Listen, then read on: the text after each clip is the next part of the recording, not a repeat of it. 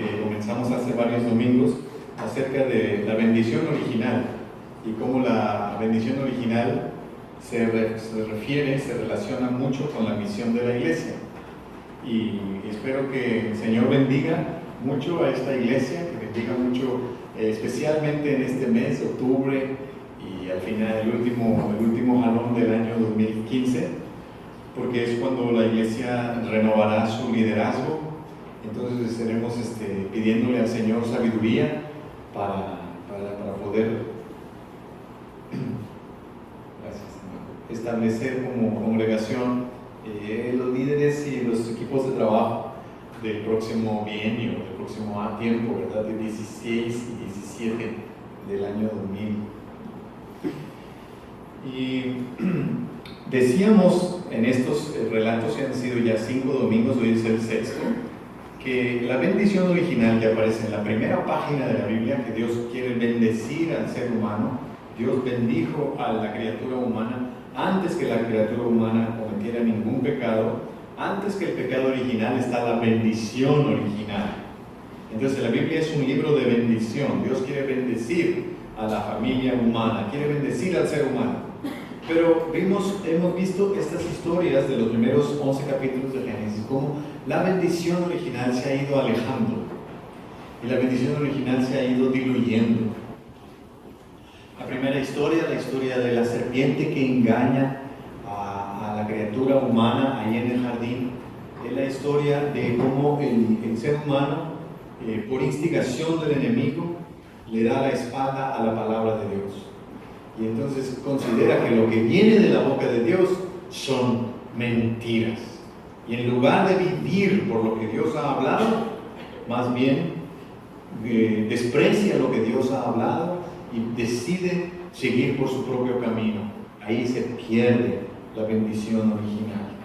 Después, en el capítulo 4, vimos la historia de los dos hermanos, Caín y Abel, que por la envidia de su propio corazón, Caín mató a su hermano, pensando tal vez que al matar a su hermano, así podía solucionar sus problemas, y en realidad no fue así. Cuando el asesinato de Abel más bien complicó la historia humana y trajo pues la existencia de las ciudades como asociaciones humanas en donde abunda más y más la maldad y la violencia. Después vimos en el capítulo 6 una historia muy curiosa, muy rara, de los hijos de Dios que se mezclaron con las hijas de los hombres en una especie de mestizaje desigual, un mestizaje disparejo, un mestizaje injusto, en el que el elemento masculino, hijos de Dios, representa una especie poderosa, una raza, digamos, sobrehumana, hijos de Dios, que toman por esposas a simples hijas de los hombres. Y en el resultado de ese mestizaje disparejo, de ese mestizaje como de conquista, como lo vivimos en América Latina, la conquista de las naciones indígenas, resultó que toda la tierra se llenó de violencia y de maldad. Y nosotros así vemos también que en nuestro medio así es. Y después, el domingo pasado, vimos la historia de un gran hombre que tenía una gran fama, la fama de ser el hombre más justo de toda la tierra, pero pues que tenía un detallito, tenía una especie de secreto: le gustaba beber.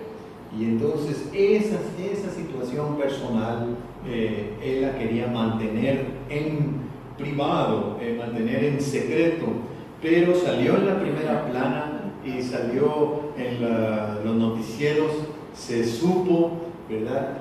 Salió en los mensajitos de noticias que vienen en los celulares. Ahí Noé, el patriarca, se emborrachó. Y eso fue una gran caída, la caída de la fama de Noé. Y entonces, como resultado, Noé maldijo a parte de su familia. Eso lo vimos el domingo pasado. Y vemos que cada una de estas historias, de alguna manera, como van diluyendo la bendición original, van alejando la bendición original. La bendición original se va perdiendo. Y cada una de ellas también representa alguna dimensión de la misión de la iglesia, porque en la iglesia nosotros consideramos que somos elegidos para bendecir, participamos de esa elección que Dios hizo a Abraham para hacer bendición a todas las familias de la tierra. Y entonces tenemos en nuestros hombros, tenemos la responsabilidad de ser una comunidad que bendice, que regresa la bendición original, que restaura la intención de Dios de bendecir a todas las familias de la tierra. Y con la primera historia, bueno, decimos, nosotros tenemos más bien la función de que se oiga la palabra de Dios, que se respete la palabra de Dios, que lo que Dios ha hablado, pues valga, que pese, que tenga relevancia, que tenga algo que decir al mundo. Entonces tenemos un gran ministerio de palabra, ministerio de enseñanza, un ministerio de profundizar en lo que Dios ha hablado, los pensamientos de Dios, los dichos de Dios, los mandamientos de Dios, la palabra de Dios. Necesitamos un ministerio que recupere la palabra de Dios en la iglesia y en el mundo. En la segunda historia vemos que realmente necesitamos un ministerio que en lugar de fomentar la envidia entre los hermanos, fomente la fraternidad solidaria, un ministerio que se ocupe de que la iglesia no nos odiemos los unos a los otros, sino que oremos los unos por los otros. Si tenemos alegrías, pues que las compartamos los unos con los otros. Si tenemos tristezas también, ¿verdad? Llorando con los que lloran y gozándonos con los que se gozan. Ese es el ministerio de la fraternidad, ministerio de fraternidad solidaria. En la tercera historia, cuando vimos cómo se llena todo nuestro México, toda nuestra América Latina, todo nuestro pueblo con una violencia y una maldad que es producto de la historia que hemos tenido, una historia de injusticias, una historia que comenzó y que no termina con uno y otro abuso de poder de estos superhumanos, hijos de Dios que toman por esposas a hijas, simples hijas de hombres, y que con ese mestizaje desigual, disparejo, injusto, producen que abunda la violencia en nuestro medio. Entonces, como iglesia necesitamos responder para recuperar la bendición original en este contexto de violencia en el que vivimos y de injusticia, con un ministerio de reconciliación, un ministerio de servicio al mundo, de reconciliación del mundo con Dios. Es decir, un ministerio que se ocupe no solamente de las cuestiones espirituales, sino también de cómo necesita nuestro mundo el pan, es decir, las necesidades físicas, materiales. Y en ese ministerio creo que también debemos incluir ahí un equipo de cuidado ambiental, por ejemplo. Ahora que hemos estudiado sobre el cuidado del medio ambiente, como iglesias tenemos que ser conscientes que tenemos la responsabilidad de ser de uso prudente de la energía, no solamente en la iglesia, sino en nuestras casas. Cómo administramos nuestra basura, cómo reconciliamos a la naturaleza también con Dios por medio de nuestra vida. Esa es una parte de toda esta reconciliación para contrarrestar el ambiente de violencia en el que vivimos en nuestro medio. Luego en la cuarta historia, la historia de Noé que tenía su secretito, ahí decimos que nosotros como iglesia tenemos que tener un ministerio que fomente la adoración auténtica, no el montaje o el espectáculo, no la hipocresía de una vida de culto que es falsa, porque el Señor Jesús le dijo a la samaritana, los verdaderos adoradores adorarán al Padre en espíritu y en verdad, es decir, trayendo toda su situación de vida y los secretitos que tiene guardado el justo Noé, los tiene que traer también al culto de adoración y adorar a Dios verdaderamente y con autenticidad. Un ministerio de adoración. Entonces miren todos los ministerios que hemos dicho, un ministerio de enseñanza de la palabra, un ministerio de fraternidad solidaria y de comunión, un ministerio de reconciliación y de servicio hacia el mundo y hacia nuestra comunidad, nuestro barrio, y oramos por la fundación mucho, ¿verdad?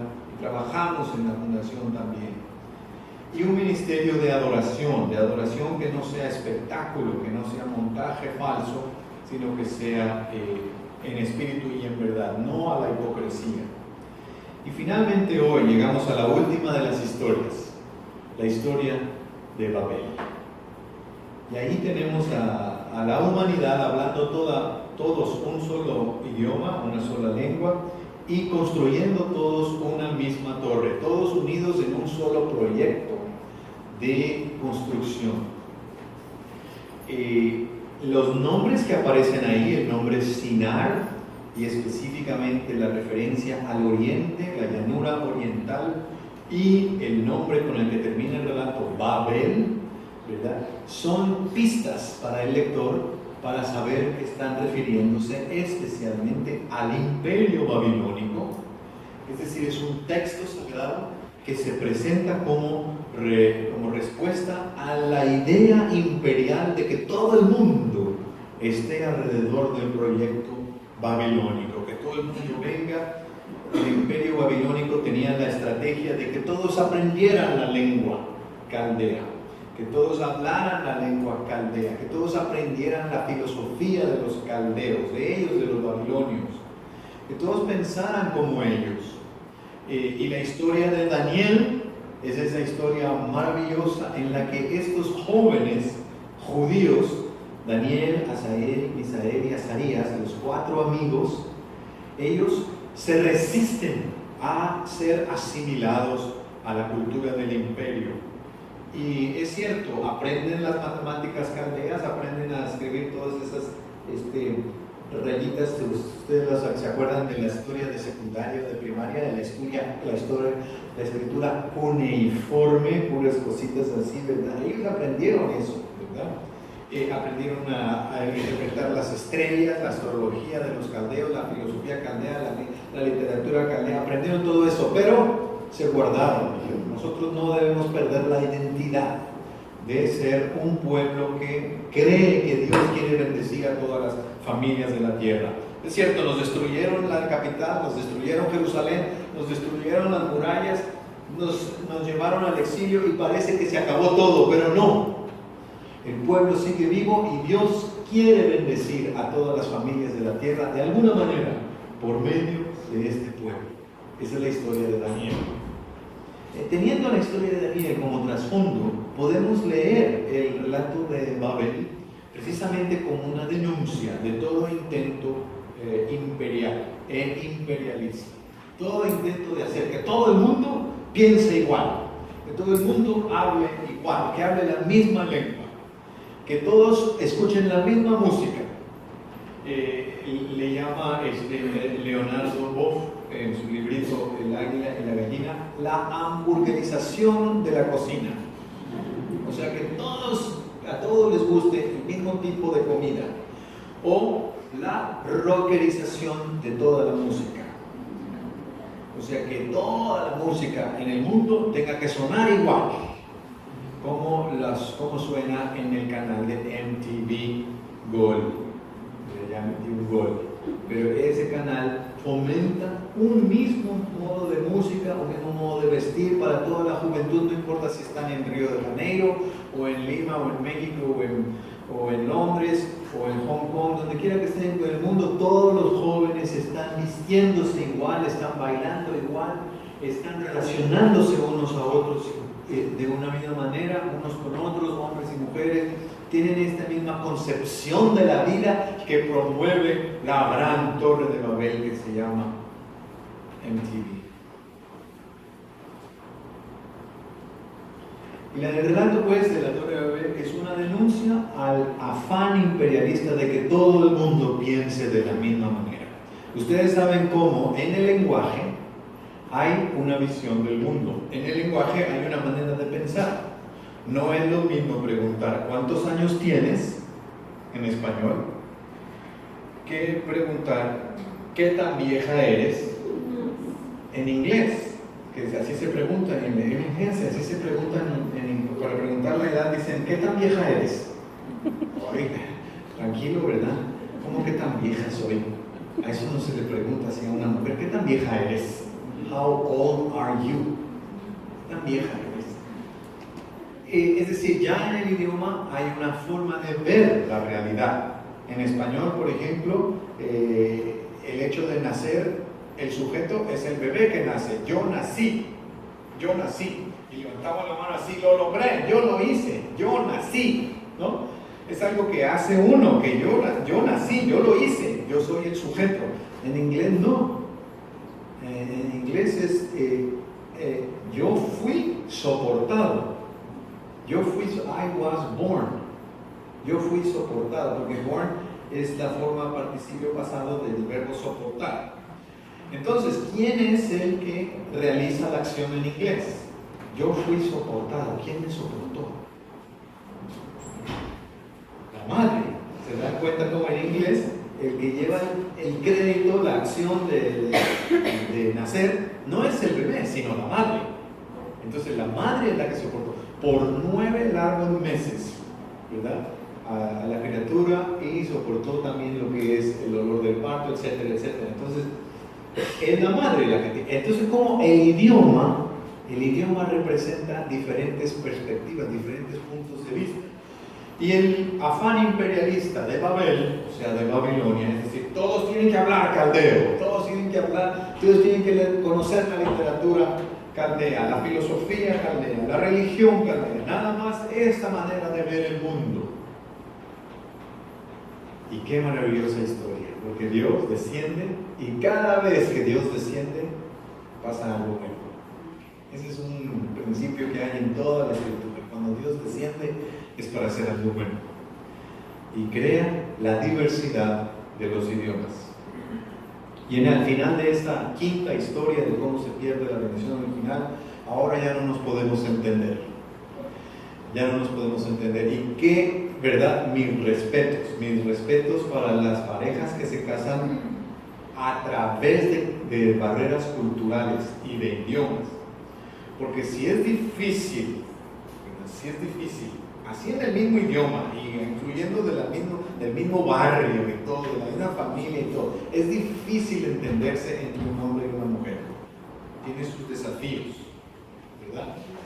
Ustedes han visto el libro que es Cómo comprender a las mujeres, que más o menos es un libro de este pueblo, y que solo es el primer tomo, ¿verdad? Que ese es como... Y yo creo que hay uno parecido también, cómo comprender a los hombres, además que, bueno, todavía no sale. Ahora imagínense que hablen diferente idioma. ¡Wow! Eso sí que es como si fueran, no sé, de mundos diferentes, ¿no? Es difícil, hablando también el mismo idioma, por ejemplo, la casa de la doctora Liz y el doctor Peque, es ser difícil, ¿no? Porque uno argentino, la otra mexicana. Entonces hay diferencias también ahí, ¿no? Y ustedes saben toda clase de otras diferencias que son desafíos para cómo entender, porque vemos el mundo de manera diferente. Mis respetos, porque es una gran labor de querer entender. Así quedó la humanidad, con la diversidad de los idiomas, diversidad cultural, diversidad lingüística, que es idea de Dios, por lo tanto es buena. Pero la maravilla es que como iglesia nosotros tenemos la tarea, de alguna manera, por la obra del Espíritu Santo, de hablar de las maravillas de Dios en cualquier idioma. O sea, lo que ocurrió en el Pentecostés, en el Hechos capítulo 2, es como un reverso de lo que ocurrió en Babel. Y si en Babel ya no se pudieron entender unos a otros, en Pentecostés sí. En Babel uno decía, pásame un ladrillo, y el otro dijo, ¿cómo que quieres que te pase a mi hermana? ¿Verdad? Y entendía mal, y entonces hacía un pleito ahí, una bronca, porque no se entendía. En Pentecostés, en cambio, todos en su propio idioma pudieron escuchar las maravillas de Dios, es decir, el mensaje de Dios para la humanidad. Las buenas noticias del amor de Dios y de la bendición original, la bendición que Dios le quiere dar al ser humano, se puede traducir, se puede y se debe traducir a todos los idiomas de la tierra. Y no solamente distintos lenguajes, también distintos dialectos, porque dentro de un mismo idioma hay dialectos.